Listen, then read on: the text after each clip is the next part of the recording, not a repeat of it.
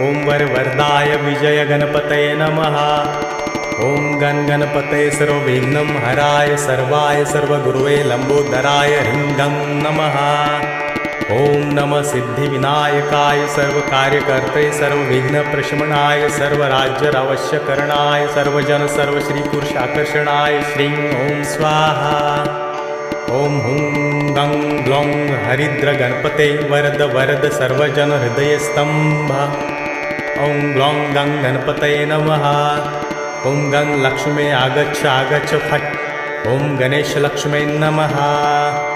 ओम गं रोगमुक्तये फट्। ओम अंतरिक्षाय स्वाहा।